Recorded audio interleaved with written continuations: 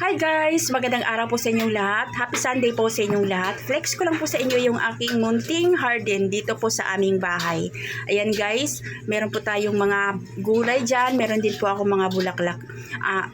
Sobra po akong natutuwa dito sa aking mga halaman or sa aking mga gulay guys, kasi dito po kami nakatira sa city, dito po ako nakatira sa Metro Manila, pero naghanap po talaga ako ng paraan para makapagtanim. Ito po ay nakatanim sa ibabaw ng aming bubong dito sa aming bahay. Napakaliit lang po yung aming space, pero naghanap po ako ng paraan para makapagtanim ng gulay guys, kasi dito po napakamahal na po nito pagbilihin mo.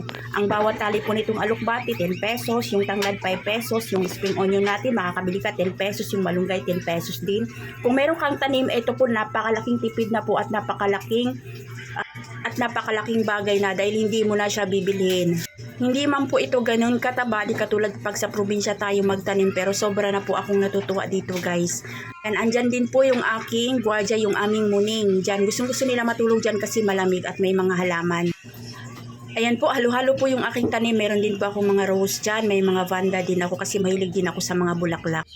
Ang kainaman lang po pag sarili po natin yung tanim or tayo yung nagtatanim, sigurado po tayong organic yung ating tanim at fresh na fresh pa.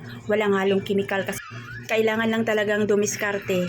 Ayan, katulad nito, kailangan natin magtanim-tanim kung may space, kahit walang space. Ayan po ay nakasabit lang po sa steel matting na binakod namin sa aming, ito po ay sa ibabaw ng aming CR na sinimento po namin. Tapos ayan po, nilagyan namin ng steel matting, kaya ayan po, sinabit-sabit ko yung aking mga halaman dyan.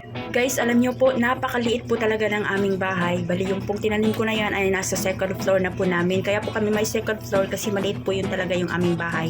Yan po yung ginagawa kong paraan. Sinasabit-sabit ko na lang yung aking mga halaman para makapagtanim po talaga ako. Yan po guys, kung may kasabihan nga po tayo, kung gusto may paraan, kung ayaw may dahilan. Ayan po, sa mga mahilig pong magtanim, ayan po yung aking ginagawa, ayan po yung aking idea. Naglalagay po ako, bumibili po ako ng paso or di kaya yung mga plastic na hindi na nagagamit, nire-recycle ko, yun yung aking ginagamit or ginagawang paso. Tapos yung aking lupa naman po na ginagamit dyan ay gumagawa po ako ng compost guys. Tapos yung mga ipa ng itlog or yung balat po ng itlog, yun po yung aking ginagawa. Dinuduro ko at pinapatuyo ko at yun yung ginagawa kong fertilizer sa aking mga halaman. Kaya po kahit papano medyo mataba siya.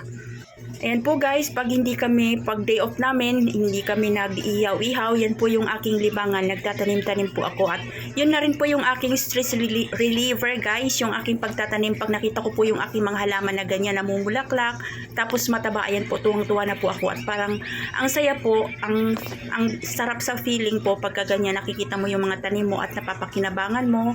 Ayan, napakasarap lang sa feeling. Ayan po guys, maraming salamat po sa inyong panonood. Sa mga hindi pa po nakasubscribe sa aking YouTube channel, please subscribe po at pakipindot rin po yung ating notification bell dyan sa baba para ma-update po kayo sa lahat ng video na aking gagawin, at like and share na rin po. Maraming salamat ulit and God bless po sa ating lahat. Guys, gusto ko lang pong mag-shoutout sa inyo pong aking mga subscribers, sa mga tumatangkilik sa aking mga video. Shoutout po sa inyong lahat. Sa mga hindi po nag-skip ng ads, maraming salamat po sa inyong suporta.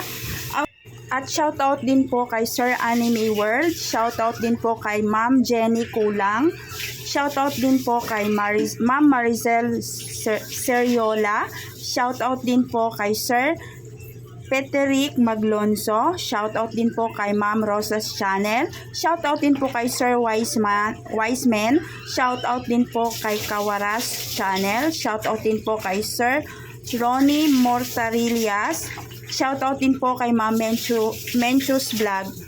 At shoutout din po kay Sir Vince Love. Shoutout din po kay Ibo ni Padua Vlog. Shoutout din po kay Nanay Leng Mini Vlog. Shoutout din po kay Ma'am Carolina Gonzaga. Shoutout din po kay Ma'am Liz Faida Vlog. Maraming salamat po sa inyong watching. God bless po sa ating lahat.